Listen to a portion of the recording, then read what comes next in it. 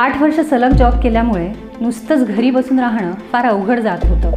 फक्त मुलीचं करायचं, घरातलं करायचं, त्या गोष्टींची कल्पनाच नसते जेव्हा पहिल्यांदा बाळ होतं तेव्हा, की आपल्याला काय फेस करायचं आहे, आपण कुठल्या परिस्थितींमधून जाणार आहोत. अलीकडे डिलिव्हरी झाल्यामुळे ॲक्च्युली प्रेशर खूप वाढलं होतं माझं, ज्याच्यामुळे माझी डिलिव्हरी आधी करावी लागली, वेळेच्या आधी करावी लागली. आणि ह्याच्यामध्ये खूप सारे मेडिसिन्स, खूप सारी ट्रीटमेंट्स चालू होत्या आणि त्याचे सगळे साईड इफेक्ट माझ्या हेल्थवर, माझ्या स्किनवर, हेअरवर दिसत होते.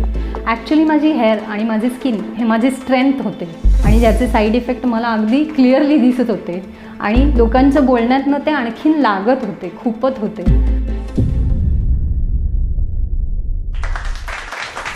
नमस्कार, मी Shwetambari Suyog Shete, founder of jackfruit India.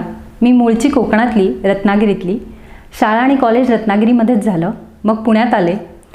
अगदी BPOपासून सुरुवात केली, चांगल्या चांगल्या MNCsमध्ये जॉब केला. मग लग्न झालं, मुलगी झाली आणि जसा बहुतांश मुलींच्या करिअर लाईफमध्ये एक ब्रेक मिळतो, तसाच माझ्याही करिअर लाईफमध्ये एक मोठा ब्रेक लागला. 8 वर्ष सलग जॉब केल्यामुळे नुसतंच घरी बसून राहणं फार अवघड जात होतं. फक्त मुलीचं करायचं, घरातलं करायचं, ह्याच्यामध्ये काही मन रमत नव्हतं. आणि पोस्ट डिलिव्हरी कॉम्प्लिकेशन्स झाले होते. जसं की डिलिव्हरी प्रायर झाली होती, वेळेच्या आधी झाली होती. त्याच्यामुळे मी प्रिपेअर नव्हते त्या डिलिव्हरीसाठी आणि खूप सारे कॉम्प्लिकेशन्समुळे असं झालं की मेडिसिन्स चालू झाले आणि खूप मेंटल स्ट्रेस, फिजिकल स्ट्रेस, सतत जागरणं. समहाऊ त्या गोष्टींची कल्पनाच नसते जेव्हा पहिल्यांदा बाळ होतं तेव्हा, की आपल्याला काय फेस करायचं आहे, आपण कुठल्या परिस्थितींमधून जाणार आहोत, याची काही कल्पनाच नसते. सो माझ्याही बाबतीत तसंच झालं की मी प्रिपेअर नव्हते आणि अलीकडे डिलिव्हरी झाल्यामुळे ॲक्च्युली प्रेशर खूप वाढलं होतं माझं, ज्याच्यामुळे माझी डिलिव्हरी आधी करावी लागली, वेळेच्या आधी करावी लागली. आणि ह्याच्यामध्ये खूप सारे मेडिसिन्स, खूप सारी ट्रीटमेंट्स चालू होत्या आणि त्याचे सगळे साईड इफेक्ट माझ्या हेल्थवर, माझ्या स्किनवर, हेअरवर दिसत होते. ॲक्च्युली माझी हेअर आणि माझी स्किन हे माझे स्ट्रेंथ होते. जेव्हा मी यंग होते, कॉलेजला होते, जॉब करत होते, तेव्हा ते माझं एक स्ट्रेंथ होती ती. पण आता त्याच गोष्टी माझ्या विकनेसेस बनल्या होत्या की ज्याच्यामुळे ना मला खूप डाऊन वाटत होतं, खूप लो फील व्हायचं की अरे मी कशी झाली आहे, मी कशी होते. मागे वळून बघताना नेहमी असं वाटायचं की रत्नागिरीतून पुण्यात आले, स्वतःच्या हिमतीवर कुणाचाही वशिला न लावता इंटरव्ह्यू देऊन जॉब मिळवले. जॉबमध्ये सुद्धा रिवॉर्ड्स, अवॉर्ड्स आणि खूप अप्रिसिएशन मिळालं. आणि आत्ता या स्टेजला जिथे माझा कॉन्फिडन्स खूप झिरो झाला आहे, हे बघताना मला स्वतःलाच ही लाईफ काही छान वाटत नव्हती की अशी माझी लाईफ नसली पाहिजे. हे मला तेव्हाच माहिती होतं, पण त्यातून बाहेर कसं पडायचं ह्याचा मार्ग समहाऊ कुठे दिसत नव्हता मला. सो आणखीन डाऊन वाटत होतं. बाहेर कुठे गेले तर समोरून खूप इझिली बोललं जायचं की अगं कशी झाली आहेस तू, कशी दिसती आहेस, काय झाला आहे अवतार तुझा, असं खूप सहज कमेंट केलं जायचं. पण ते मला घेता यायचं नाही. मला खूप अवघड जायची ती वेळ, कारण मला माहिती होतं की जेव्हा माझं मूल झालं आहे तेव्हा माझं मूल माझ्यासाठी प्रायोरिटी आहे, जी प्रत्येक स्त्रीला असतं. आणि ह्याच्यामध्ये माझं सर्वस्वी माझ्याकडे दुर्लक्ष झालं. अगदी तोंडाला पावडरसुद्धा लावायला मला वेळ नव्हता, ना केस विंचरायला वेळ होता. कारण जागरण करून किंवा मुलीचा आजारपण असेल किंवा जे लहानपणामध्ये मुलांना जे अटेन्शन लागतं ते सगळं देण्यामध्ये मी स्वतःकडे अगदी दुर्लक्ष केलं होतं आणि ज्याचे साईड इफेक्ट मला अगदी क्लिअरली दिसत होते आणि लोकांचं बोलण्यातनं ते आणखीन लागत होते, खूपच होते. हे सगळं चालू असतानाच मी माझे प्रयत्न करत होते. घरच्या घरी आयुर्वेदिक तेलं करून बघा, लेप करून बघा, ज्याचा मी वापर नेहमी करत होते, कॉन्शियसली करत होते, कंटिन्युअसली करत होते. कारण मार्केटमधले बरेच प्रोडक्ट ट्राय करून झाले, शून्य उपयोग. म्हणून मला माहिती होतं की ह्या गोष्टींचे काही साईड इफेक्ट होणार नाही आहेत माझ्यावर आणि मी घरगुती बनवून करू शकते. म्हणून त्या गोष्टी माझ्याकडनं केल्या जात होत्या. आणि मग हळूहळू जी लोकं मला समोरून निगेटिव्ह कमेंट्स देत होते तेच माझ्याबद्दल छान बोलायला लागले की अरे वा, छान दिसती आहेस की, छान झाली आहे स्किन, केस कसे काय एवढे छान झाले, काय केलं सांग तरी आम्हाला. तर तेव्हा मी त्यांना सांगत होते की जे मी आयुर्वेदिक तेलं लेप घरामध्ये करत होते, बनवत होते, ते मी त्यांना सांगत होते की या गोष्टी वापरून मी केलं. तर त्यांनीच मला असं सुचवलं की तूच आम्हाला करून दे आणि मग आम्ही वापरतो. मग मी इनिशियली त्यांना ते बनवून दिले, त्यांनी वापरले, त्यांनाही त्याचा फायदा झाला. आणि मग मला असं कळून चुकलं की हे जे आयुर्वेदातली आवड आहे माझी, तीच माझी स्ट्रेंथ आहे आणि तेच माझं करिअर होऊ शकतं, हे मला तेव्हा जाणवलं. आणि मग त्यातूनच श्वेतांबरी इंडिया, ज्याचं नाव आत्ता जॅकफ्रूट इंडिया आहे, याचा जन्म झाला. आणि मग आम्ही इंस्टाग्राम पेज ओपन केलं, ॲक्टर ॲक्ट्रेसना आम्ही प्रॉडक्ट पाठवले, त्यांचे रिव्ह्यूज फीडबॅक्स मागितले, जे की खूप छान रिव्ह्यूज आम्हाला मिळाले होते. कारण आयुर्वेदिक प्रॉडक्ट असल्यामुळे ती लोकंही मागे पुढे बघत नव्हते की ह्याचे साईड इफेक्ट नाही आहेत, केमिकल्स नाही आहेत ह्याच्यामध्ये. त्यामुळे तेही माझ्यावर विश्वास ठेवून ते प्रोडक्ट वापरत होते आणि त्यांना खूप छान रिझल्ट आला. आणि माझं मोराल बूस्ट झालं की यस, मी काहीतरी करू शकते. हे मला तेव्हा कॉन्फिडन्स पुन्हा पुन्हा मिळत गेला, मी जे काही केलं होतं त्यातून. आणि अशा माझ्या बिझनेसची स्टार्ट झाली ही. काही एक 4-5 ऑर्डर्स आठवड्याला अशी सुरुवात झालेल्या बिझनेसची आता काहीशे ऑर्डर्सपर्यंत हा प्रवास चालू आहे माझा. जसं मी आधी आईवडिलांवर डिपेंड होते फायनान्शियल गोष्टींसाठी, तशी आता मी नवऱ्यावर डिपेंड राहिली आहे. आणि मला फार अवघड जायचं की मला माझ्या छोट्या छोट्या गोष्टींसाठी पैसे मागणं. कारण मी इतकी वर्ष जॉब केल्यामुळे मी जेव्हा रत्नागिरीतून पुण्यात आले होते तेव्हा बाबांनी मला पैसे दिले होते. त्यानंतर मी कधीच त्यांच्याकडे पैसे नाही मागितले. सो हे माझ्या डोक्यामध्ये फार क्लिअर होतं की सारखे सारखे पुन्हा पुन्हा आपण बाबांकडे पैसे मागायचे नाही आहेत. आपल्या हिमतीवर मी माझं स्वतःचं ठरवून पुण्यामध्ये आलेले. सो स्वतःला प्रूव्ह करायचं आहे, अजिबात पैसे मागायचे नाही, जे आहेत त्याच्यामध्ये भागवायचं आहे, हे माहिती होतं मला. आणि एवढी छान मधले फायनान्शियली इंडिपेंडंट असलेली वर्ष गेल्यानंतर पुन्हा डिपेंडंट राहिली आहे मी फायनान्शियली माझ्या नवऱ्यावर. हे खूप अवघड जात होतं मला. कारण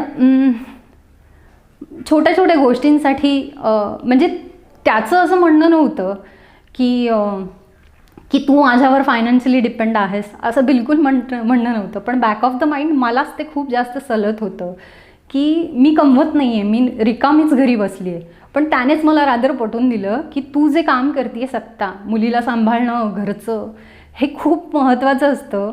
ह्याच्यासाठी तुझी रिप्लेसमेंट कोणी नाही आहे.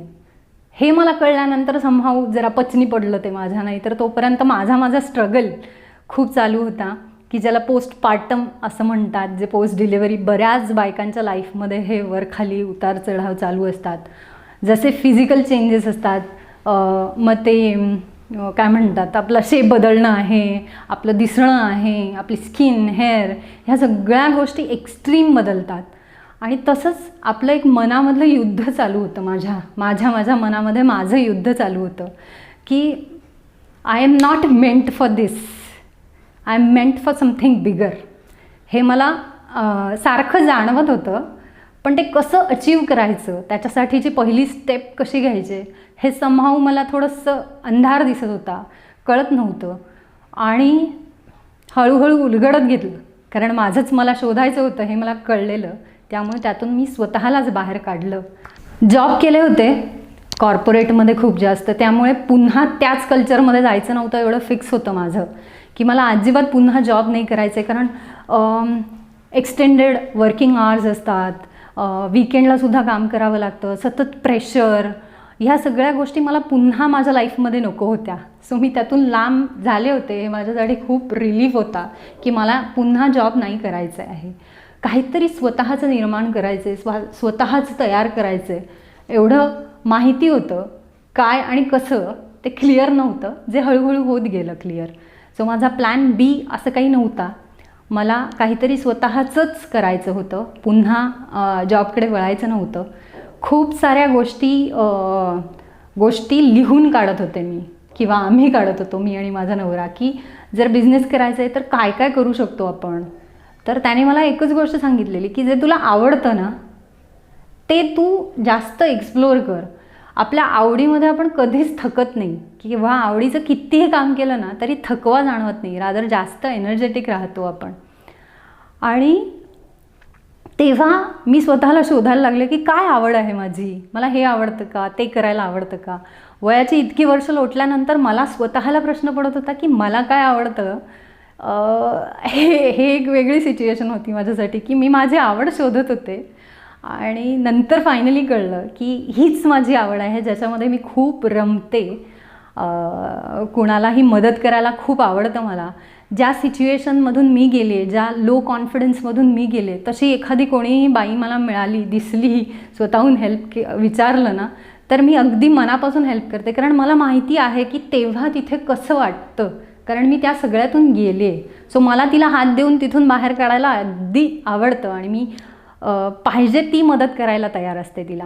मग ते मोराल डाऊन असेल किंवा स्किन असेल, हेअर असेल, ह्या गोष्टी प्रचंड मॅटर करतात. जेव्हा आपण सोसायटीमध्ये वावरत असतो तेव्हा समोरचा माणूस पटकन बोलून जातो. समोरच्या बाईचं किंवा माणसाचं काय होतं याचा अजिबात विचार केला जात नाही, ती कुठल्या सिच्युएशनमधून जात असेल. सो माझ्यासाठी हे खूप महत्त्वाचं आहे की मला असं रिलेट झालं कोणाशी तर मी अगदी मनापासून मदत करते त्या लोकांना. बट नॅचरल सगळ्यांसाठीच ते अवघड असतं पचवणं, रिचवणं, की मी काहीतरी प्रयत्न करते आहे आणि त्याच्यामध्ये मला सक्सेस दिसत नाही आहे लांबपर्यंत. ही खूप अवघड गोष्ट असते. पण स्वतःला बूस्ट करत राहणं हाच त्याच्यावरचा एकमेव उपाय असतो. की जसं की आपल्याला होणाऱ्या वेदना आपल्यालाच सहन कराव्या लागतात. सो सेम थिंग, आपलं फेल्युअर आपल्यालाच पचवावं लागतं आणि आपल्यालाच त्यातून बाहेर पडावं लागतं. दुसरं कोणीही नाही येऊ शकत. सो जितकं शक्य आहे तितकं पॉझिटिव्ह ठेवा स्वतःला आणि विजन जितकं क्लिअर असेल ना तितकं तुम्हाला ते दिसत राहील आणि अचीव करण्याची एक मनापासून इच्छा किंवा प्रयत्न करत राहाल तुम्ही, जेणेकरून प्रत्येक अपयश असेल, फेल्युअर असेल, ते तुम्ही नक्कीच पचवून पुढे जाऊ शकता असं मला वाटतं. बऱ्याचशा बायका घरामध्ये बसून त्यांना असं वाटत असतं मी फक्त घरातलं करते आहे, मी फक्त मुलांचं करते, मी काहीच करत नाही आहे, मी जॉब करत नाही आहे, माझं करिअर नाही आहे. पण असं न बघता आपण असं बघितलं पाहिजे की जो काही वेळ मिळतो आहे त्याच्यामध्ये तुम्ही तुमची आवड शोधा आणि त्या आवडीवर काम करा आणि मग त्यातून तुम्हाला सुचत जाईल की ह्या आवडीचं आपण कसं काय कन्वर्ट करू शकतो. मग भले घरात बसून का होईना पण तुम्ही एक छोटीशी सुरुवात तर करू शकते. तर ना ज्या सिच्युएशनमध्ये आपण आत्ता आहोत तिथे रडत बसण्यापेक्षा ना तिथून जंप घेऊन कसं बाहेर पडायचं आहे याच्यावर कॉन्सन्ट्रेट केलं पाहिजे, ना की फक्त रडत राहिलं पाहिजे की मी काय नुसतीच घरी बसली आहे, फक्त मुलांचंच करते. त्या गोष्टी रादर जास्त महत्त्वाच्या असतात. पण आपल्याला त्याचं महत्त्व समाजाकडून त्या गोष्टी सतत ऐकून की हाऊसवाईफ आहे. सो असं निगेटिव्हली न घेता ऑफकोर्स ते आपल्यासाठी खूप महत्त्वाचे पैलू आहेत की आपण आपल्या मुलांवर संस्कार करणं, त्यांच्यासाठीचा वेळ देणं, त्यांचं शिक्षण, घरातल्या गोष्टी ह्या तितक्याच महत्त्वाच्या आहेत जितक्या की आपली आवड जपून एखादा बिझनेस चालू करणं किंवा साईड बाय साईड काहीतरी करत राहणं. हे खूप शोधत राहा स्वतःला, थांबू नका, सारखं निगेटिव्ह विचार नका करू, खूप पॉझिटिव्हली घ्या. जे आहे त्याच्यामध्ये जसं निगेटिव्ह दिसतं ना तसंच पॉझिटिव्ह पण दिसतं. फक्त ती आपल्याकडे नजर असली पाहिजे पॉझिटिव्ह शोधण्याची. ती स्वतःला सवय करा आणि तुम्हाला सगळ्या गोष्टी अगदी लख्ख प्रकाशासारख्या दिसतील की छान आहे जे आहे ते आणि यातून आणखीन कसं छान निर्माण करू शकतो हे क्लिअर दिसेल. जे मुलं मुली नव्याने आपला बिझनेस उभारू बघतायत त्यांच्यासाठी एक गोष्ट की बिझनेस हा ऐकून, बघून आणि वाचून करायचा नसतो, तर तो करून बघायचा असतो. त्याच्यामध्ये झोकून उडी मारा आणि तो बिझनेस होऊन जातो. मला असं वाटतं की सगळ्यांच्या लाईफमध्ये लो पॉईंट्स येतात, पण तुम्ही तेव्हा त्या सिच्युएशनमधून कसे बाहेर पडता हे सगळ्यात महत्त्वाचं असतं. काही जण तिथेच अडकून राहतात, काही नव्याने झेप घेतात आणि जे झेप घेतात ते नक्कीच पुढे जातात. जे मुलं मुली नव्याने आपला बिझनेस सुरू करण्याचा प्रयत्न करत आहेत त्यांच्यासाठी बिझनेस हा ऐकून, बघून आणि वाचून होत नाही, तर तो करायचा असतो. ग्रोमोशनने मला माझी स्टोरी सांगण्याची संधी दिली त्याबद्दल त्यांचे खूप मनापासून धन्यवाद. हा व्हिडिओ आपल्याला कसा वाटला ते आम्हाला कमेंट बॉक्समध्ये कळवा आणि आपल्या मित्रांबरोबर शेअर करायला विसरू नका.